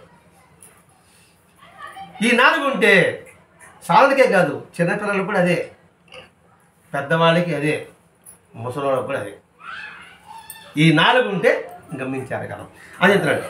ఈ జన్మలోనే అవన్నీ మనం పొందగలము. గత జన్మలో మీరు ఏదో నేను బోధిసత్తులు అనుకుంటున్నారు, దాన్ని పక్కన పెట్టండి. దాని గురించి మీరు ఆలోచించబాకండి. ఆలోచన మీకు ఏమవుతుందంటే, మీ గమనానికి స్థితి వచ్చిందండి, నేను చేయలేమని భావనకి వచ్చేస్తుంది. కాబట్టి లివ్ ఇన్ ప్రజెంట్, ఓకే. వర్తమానంలో మీరు చేయండి, గతం గురించి ఆలోచించండి. కాబట్టి నేను బోధిసత్వుడో బుద్ధుడో గురించి ఆలోచించబాకండి. ఇప్పుడు ఏం చేయాలో ఆ పని మీరు చేయండి. మీకు వచ్చిన అవకాశాన్ని సద్వినియోగం చేసుకోండి. ఒక్క జీవితకాలని మనిషి ఈ దశకు వచ్చాడని గుర్తించండి. ఇప్పుడు పిల్లలప్ప గారు ఒక్క నిమిషం వచ్చాడు కదండి, మరి పొందాడు కదా. కాబట్టి ఈ దశలోనే మీరు పొందగలరు. మీరు బాగా ఆలోచించండి, కర్మ సిద్ధాంతం గురించి ఆలోచించండి. ఇప్పుడు మనందరం చేసిన పని రాత్రి పడుకునేటప్పుడు పొద్దున్న లేచి మనం ఇప్పుడు ఏం చేసాం, ఎటువంటి భావాలు కలిగి ఉన్నాం, మంచివి ఎన్ని ఉన్నాయి, చెడు ఎన్ని ఉన్నాయి ఆలోచించుకోండి. రేపు ఈ ఉదయాన్ని లేస్తేనే భగవంతుడా ఇది చెడు చేయకుండా నాకు మీ అనుగ్రహం కలిగిన తెలుగు. నిద్ర లేస్తానే భగవంతుడా గతం గత ఈరోజు నేను అడుగు పెట్టా, నిన్న నేను ప్రార్థించాను ప్రార్థించలేదు, వ్యర్థమైపోయింది కాలం అంతా కూడా. ఈరోజు మాత్రం వ్యర్థం కాబట్టి చూడని ప్రార్థించాను. అందుకు ఒరే ప్రార్థన పుస్తకం ఇచ్చాను. అందరిది ఉన్నారు, ఉండలేదు. ఒరే ప్రార్థన పుస్తకం అందులో 2 పేజీలు ఉంటాయి. అది రోజు చదవడం అలవాటు చేసుకోవాలి. 2 పేజీలు అందులో ఏదే ఉంది. ఓ పరమ పురుష విశ్వవ్యాపక సింహాంత ప్రసన్న, నా జీవితం వ్యర్థమైపోయింది కాబట్టి ఈరోజు నేను నామం చేసేది అది శాశ్వతంగా ఉండాలని ప్రార్థన ఒకటి ఉందన్నమాట. అది చేయడం. కాబట్టి దాని గురించి ఆలోచించండి, దాని గురించి ధ్యానించండి. నేను ఇచ్చే సలహా ఒకటే, ఇతర మహాత్ముల జీవితం గురించి చదవండి. నేను చెప్పాను ఇతర నా జీవితమే కాదు, ఇతర మహాత్ముల జీవితాన్ని కూడా మీరు చదవండి. వాడు ఎంత కష్టపడ్డారు సాధనలో తెలుసుకోండి. మరణం అనివార్యం, చావు అనేది తప్పదు, దాన్ని ఎవడు మార్చలేరు. మానవ దేహం వచ్చిన తర్వాత పుట్టుక అంటే దానికి గిట్టుట అనేది ఉంటుంది. ఏ వస్తువు అయినా సరే, సెల్ ఫోన్ వచ్చింది శాశ్వతం, ఏదైనా సరే వచ్చింది సరే, సృష్టిలో ఏదైనా కావచ్చు కాక, అది చెట్టు కావచ్చు, పుట్ట కావచ్చు, ఏదైనా కావచ్చు కాక, నాశనం అనేది తప్పదు. అది గుర్తుపెట్టుకోండి. ఎందుకంటే ఎవరికీ తెలియని సంగతి ఎప్పుడు గుర్తించు, ఏమని మృత్యువు తప్పదని. అందుకే మృత్యువును ధ్యానించు, మృత్యువును జయించు అంటాడు. ఏదో పెద్ద ఏదో అంటాడు. సావుని ధ్యానించేది, దాన్ని అంటే జయించేది మెత్తగా ఉంటుంది కదా పదం ఏంటంటే. మృత్యువును ధ్యానించాలంటే అర్థం ఏంటి, ఎప్పటికైనా నీకు మరణం తప్పదు అని గుర్తుపెట్టుకున్నాం అనుకోండి, గబగబా మంచి పని చేస్తాం. ఎట్లా అంటే ఎగ్జామ్ రాస్తాం కదా, ఎగ్జామ్ 3 గంటల టైం కదా, టైం తన లాస్ట్లో 5 మినిట్స్ అప్పుడు వార్నింగ్ తెలిస్తాడు కదా, అప్పుడు ఏం చేస్తాం, చూసుకొని ఏం తప్పు చూసుకుంటే ఇలా తిరిగేస్తాడు పేపర్. అంతే కదా. ఇప్పుడు మనం ప్రతి క్షణం వార్నింగ్ బిల్ అనుకోవాలి, ప్రతి క్షణం కూడా. ఎందుకంటే ఇప్పుడు ఈ క్షణం ఉన్నట్టుగా పక్క క్షణం ఉంటాను చూస్తూనే మనం ప్రపంచంలో. ఇప్పుడే మాట్లాడుతున్నాడా అంటే మీరు అంటాడు. కాబట్టి ప్రతి క్షణం వార్నింగ్ బెల్. అందుకని మృత్యువుని ధ్యానించు, మృత్యువుని జయించు అంటే భయం ఉండేది. సాగంటే ఏమన్నా భయమా, ఈ శరీరం ఇంకోసారి పోతాడు, బాడు అద్దె కాంప్లీట్ అది ఉంటే ఏం చేస్తాడు, ఇది కాదు ఇంకో ఇంట్లో పోతాడా, రేపు ఈ శరీరం ఉండదు, ఇంకో శరీరం ఉంటుంది. కానీ లోపల ఆత్మ ఉంటుంది. ఇప్పుడు ఏమైనా సత్సంగం ఇవన్నీ కూడా ఆ శరీరంలో ప్రవేశిస్తుంది అంతే, ఆ సంస్కారం అట్లాగే వచ్చేస్తుంది. కాబట్టి అది ఎప్పుడు గుర్తించుకోండి. శరీర శాస్త్రాలను అధ్యయనం చేయండి, మంచి పుస్తకాలు చదవండి. ఇంకో చెప్పాడు, ఇది మాస్టర్ గారు చెప్పాడు అనుకుంటున్నాడు, ఇంకో చెప్తున్నాడు. మహాత్ములు సేవించమని చెప్పాడు, మాస్టర్ గారు మహాత్ములు దర్శించమని మాస్టర్ గారు చెప్తున్నాడు. మంచి గ్రంథాలు చదవని వీళ్ళు చెప్పారు, మాస్టర్ గారు చెప్తున్నాడు. అనేక గ్రంథాలు మాస్టర్ గారు రచించారు కూడా. కాబట్టి శరీర శాస్త్రాలను అధ్యయనం చేయండి. అందుకే మంచి పుస్తకం అంటే ఏది, అందులో భాష, అందులో కథల భావం, అందులోని విషయం ఏదైతే మనిషిని ఉన్నతికి తీసుకొస్తుందో అది మంచి పుస్తకం. భావమే, అందులో భావం ఉంటే కదా మంచి ఉంటే కదా మంచి భావం. భావం అంటే 2 ఉన్నాయి. అందులో విషయం ఎవరిని ఉన్నతికి తీసుకొస్తుందో అది మంచి గ్రంథం. అటువంటి పుస్తకాలు చదువు. రామాయణం చదువు, రామాయణం చదవబడి విన్నా కూడా చదువు. ఏముంది రామాయణం, కుటుంబం ఎలా ఉండడం రామాయణం చెప్తుంది. అందుకని ఇప్పటికీ రామాయణానికి అత్యంత ఉన్నతమైన గ్రంథం. మహాభారతం గ్రంథం ఏంది, కౌరవులు పాండవులు అంతే కదా, ఇద్దరు మనలోనే ఉన్నారు. కౌరవులు మనలోనే ఉన్నారు, పాండవులు మనలో ఉంటారు. దుష్టబుద్ధి ఉంటే ఏమవుతారు? పతనం అవుతాం. మంచి బుద్ధి ఉంటే ఎన్ని కథలు ఓర్చుకుని ఉంటే మనం విజయం సాధిస్తాం. కాబట్టి భారతంలో భగవద్గీత అంటే ఏంటి? వ్యక్తిత్వ వికాసం, పర్సనాలిటీ డెవలప్మెంట్. ఈ పదాలు వాటి అర్థమవుతుంది. భగవద్గీత అంటే ఏం అర్థమవుతుంది? అందులో ఏం చెప్పాడు? నీ ధర్మాన్ని నిర్వర్తించు. మనం యుద్ధం పారిపోతాడు కదా అర్జునుడు, తెలుసు కదా నీకంతా. పారిపోతే ఏమన్నా అర్జునుడు కృష్ణుడా, నువ్వు క్షత్రియుడు, నువ్వు నీ ధర్మం ఏంది? అధర్మాన్ని కొలదాలి, అరికట్టాలి. నువ్వు పారిపోతే అట్ట, నువ్వు పుట్టించి ఎక్కడ పుట్టి రాజు పుట్టింది, నువ్వు పారిపోతే ఏమవుతావు? నువ్వు నీ ధర్మాన్ని నువ్వు నిర్వర్తించలే. ఆ పుస్తకం చదువు. కృష్ణుడా రాముడు పక్కన పెట్టండి, వాళ్ళు హీరో అనుకుందాం. రాముడు ఒక హీరో, కృష్ణుడు ఒక హీరో, పాండవులు వచ్చి హీరోలు, కౌరవులు వచ్చి విలన్స్ అటు తీసుకుంటాం సార్. అందుకు శాస్త్రార్థం ఏం చెప్తారు. అలా అయిన తర్వాత ఏమిటి? దాన్ని అనుష్ఠించడానికి ప్రయత్నించండి. చదివితే కాదు, మళ్ళా అనుష్ఠించడానికి అంటే ఆచరణ చేయడానికి. అప్పుడు భారతదేశం అయిన తర్వాత ఏంటి? అరే మనం దుష్టబుద్ధి ఉండకూడదు. వాళ్ళకి 5 ఊళ్ళని అడిగారు కదంటే, ఇస్తే ఆ సొమ్మే అవుతుంది. సూది మోపే స్థలం కూడా నేను ఏమని అన్నాడు. ఏమయ్యాడు దుర్యోధనుడు? కౌరవులకు ఏమయ్యారా? అది అర్థం చేసుకోవాలి. అంటే మనది కానిది ఆశించబాకండి, న్యాయబద్ధంగా జీవించండి. వాళ్ళ ఆస్తి వాళ్ళకి ఇచ్చేసింది. మనకు కూడా ఆస్తి పంపకాలు ఉంటాయి కదండి. ఉన్నప్పుడు ఎలా ఉండాలి? భారత నుంచి నేర్చుకోవాలి. నేను కష్టపడ్డా, నువ్వు కష్టపడ్డా, కాబట్టి నీకెంత నాకెంత. ఒకే ఇక్కడ ఎక్కువ తినే ఏమవుతాడా? మన తమ్ముడో మన అన్న అవుతాడు, అంతే కదండి. వేరేవాడు కాదు కదా. అది మరి వేరే మూడోవాడు రావాలి మధ్యస్థానికి. మన విషయాలు మూడోవాడు మధ్యస్థేందుకు? ఆ మూడోవాడికి సగం ఇచ్చిందట భారతంలో. తిరిగిపోయాడు వీడి దగ్గర వాడు, వీడికి చెప్పా, వాడి దగ్గర వాడికి చెప్పా. వాడు వచ్చింది వీడు నాశనం చేయడానికి. సకుని కౌరవుడు నాశనానికి వచ్చాడండి. ఎందుకంటే వాడి కథ ఉంది మళ్ళీ ఒకటి. వాళ్ళ కుటుంబాన్ని వీళ్ళు నాశనం చేశారు.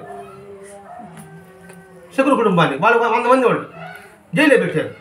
ఒక్కొక్క మెతికి పెట్టారు అన్నమాట వీళ్ళకి ఆహారం. ఈ కౌరుల్లో వంశం వాళ్ళు ఒక్కొక్క మెతుకు ఒక్కొక్కరికి ఒక్కొక్క మెతుకు వాళ్ళు బతుకుతారు. వాళ్ళ మిగతా 99 ఏం చేశారంటే ఆ 99 వెలిగించి శకునికి ఇచ్చాడు.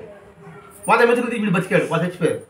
వీడి కసి మేనమే అంటారు కదా, చెడతారు కూడా అంటారు కదా, సామెత కూడా ఉంటాయి కదండి.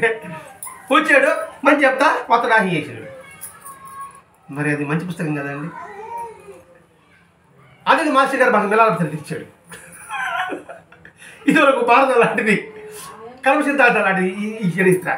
ఇది అయిన తర్వాత ఇంకా పాపం ఆలోచన వస్తుందా? వస్తే ఏడ గాలి లేస్తారు, ఏడ నూనె లేస్తారు అని చెప్తాను, తెలుసు కదా. కాబట్టి నాకు ఇప్పుడు జ్ఞానం అంతా కూడా నా గురువు అనేది వచ్చింది. కాబట్టి మీరు కూడా ఎంతటి కష్టాలైనా సరే అది కష్టం అనుకోబాకండి, శిక్షణ అనుకోండి. శిక్ష వేరే, శిక్షణ వేరే. శిక్షణ అనుకోండి, అప్పుడు ఆనందంగా ఉంటుంది. అప్పుడు ఎంత దుఃఖమైనా సరే బాగా దూరం, అది నన్ను ఏం చేస్తుంది, పారిపోతాం. వివేకానందుడు దారిలో పోతా ఉన్నాడు. కుక్క పరిగెత్తి, కుక్క అరస్తా అంటే మనం పరిగిస్తా అంటే కుక్క కూడా ఫాస్ట్గా పరిగిస్తుంది. ఒక్కతే వెనక్కి తిరిగి చూడండి, పక్కన ఆగుతుంది. మన కుక్క తరుగునట్లేదు, పక్కన ఆగుతుంది. అది దుఃఖం కూడా అంతే, కష్టాలు కూడా అంతే.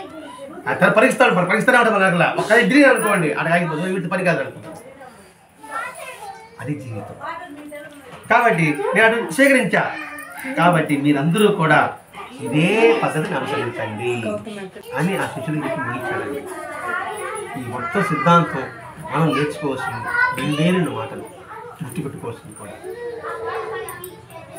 ఎటువంటి బస్సులో కూడా ఇతరుల గురించి చెడుగా ఆలోచించకూడదు. మనం చేసిన పనికి మనకి ఫలితం ఉంటుంది. మంచికి మంచి, చెడుకి చెడు. చెడు కావాలా, మంచి కావాలా. ఇప్పుడు చెడు నేను కష్టపడుతున్నా, నెక్స్ట్ జన్మలో నాకు ఈ చెడు ఉండదు. ఈ చెడు చాలా చేసుకుంటా, మళ్ళీ తిరిగి చెడు. బ్యాంకులో లోన్ తీసుకున్నా, అప్పు కట్టేస్తా, కష్టపడి. అప్పు కట్టాలి ఎంత కష్టపడి, అప్పుడే ఇంకా అప్పే చేయకూడదు అనుకుంటాం మన జీవితంలో. ఒకటి అనుకోము. అలాగే పాపం చేశా, చదివిస్తున్నా, ఇంకెప్పుడు ఈ జన్మలో నేను పాపం చేయను అని నేర్చుకోవాలి. మనం అవుతుంది అర్థమైతే లేదా? ఇది నేర్చుకోవడానికే అండి సత్సంగం మన మాస్టర్ గారు పెట్టారు. మనం ఎంత అదృష్టవంతులం. ఆ అదృష్టాన్ని మనం దురదృష్టంగా దారి పెట్టుకోకుండా ఈ కర్మ సిద్ధాంతాన్ని విశ్వసించి అనుష్ఠించాలి. ఊరికే వింటే చాలు. ఈ క్షణం నుంచి, రేపటి నుంచి కూడా కాదు, ఈ క్షణం నుంచి కూడా మన పద్ధతులు, మన ఆలోచనలు, మన భావాలు, మన నడత మార్చుకోవడానికి ప్రయత్నం చేద్దాం. ఒక్కసారి రేపటి గుడికి మారిపోతా అంటే అవదు. ఎచ్చట్లో బియ్యం వస్తే అన్నం అయిపోతుంది. కొంత వేచి ఉండాలి. ఇది కూడా అంతే. ఒక నెల ఇల్లు మూసేశారు, ఒకే రోజు శుభ్రం చేసుకోగలరు. మీరేమన్నా చేసుకోలేము. అలాగే బాగా మని పడిపోయింది శరీరం, ఒక్కరోజే గడపోతుంది. ఒక్కొక్క రోజు ఒక్కొక్క గది, ఒక గది అమ్ముకుంటాం, ఆ తర్వాత అదొక జన్మ, ఇంకో గది అమ్ముకుంటాం, అదొక జన్మ, ఇంకో గది అమ్ముకుంటాం, అదొక జన్మ. చివరికి మొత్తం క్లీన్ అవుతాయి. కొంతకాలానికి క్లీన్ అవుతుంది, ఇల్లు అయిపోతుంది. ఇది శరీరం కూడా ఒక ఇల్లే. కాబట్టి ఈ ఇంటిని ఈ క్షణం నుంచి మనం బుద్ధులు మార్చుకోవడానికి మనం ప్రయత్నం చేస్తాం. సంస్కరించుకోండి అంటే ఫలితం ఉంటుంది. కాబట్టి వారి చెప్పిన విధానంలో మనమే ప్రయాణం సాగిస్తాం. స్వస్తి. శ్రీ సచ్చిదానంద సద్గురు సాయినాథ్ మహారాజ్ की जय. శ్రీ సచ్చిదానంద సద్గురు శ్రీ మిలార మహారాజ్ की जय. గురుదేవ దత్త.